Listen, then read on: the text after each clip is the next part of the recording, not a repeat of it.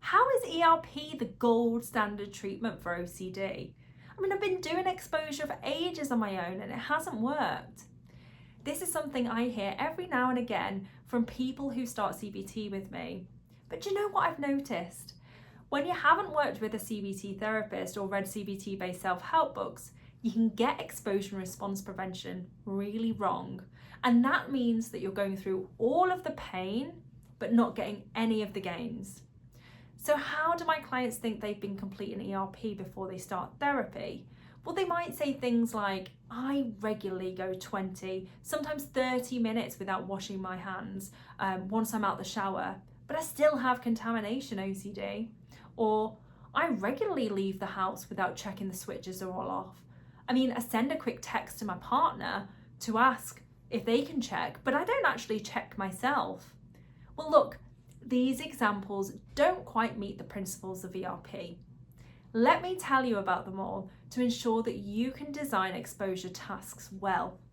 Remember, always consult a CBT psychotherapist for advice. Number one, an ERP task has to include exposure to the fear. This can be exposure to a thought that you're having, a situation that you're fearful of, an image you have, or an object. Number two, the response prevention part means that you have to disengage in any neutralization or safety behaviors. Because neutralization and safety behaviors reduce anxiety, this can disrupt the process of habituation. Number three, exposure tasks have to be repeated. ERP requires ongoing effort and commitment to see significant improvements. What I've seen working best for my clients is repeating the same exposure tasks on a daily basis rather than doing one thing one day and another thing the next. Your brain will learn faster that what you fear doesn't actually happen when you do the same exposure repeatedly. Number four, exposure has to be prolonged. This means you have to do it for a decent amount of time. If you stop it too soon, your anxiety is just going to go up and down each time you expose yourself again. That's not going to do anything meaningful to improve your anxiety in the long run.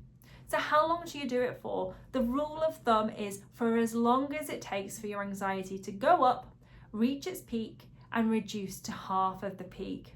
So if your anxiety peaks at 80%, you should wait for it to come down to about 40. If it peaks at 50, you need to wait for it to go down to 25 and so on. Finally, ERP should be graded. In real terms, this means developing a hierarchy of exposure tasks that go from the least anxiety provoking to the most anxiety provoking. And you need to start somewhere on the lower end to work your way up. Now, this has nothing to do with how effective ERP is. It is not any more effective if you do something easier or more difficult first, but it is more a question of how acceptable it feels for you to tackle the exposure task. Remember, tackling OCD is a journey and it can take some time. Pacing yourself can be a useful motivation tool and make it easier to tackle ERP tasks.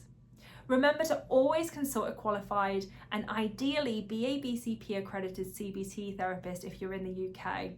Don't forget to follow me or subscribe for more OCD, anxiety and general mental health CBT based tips and info.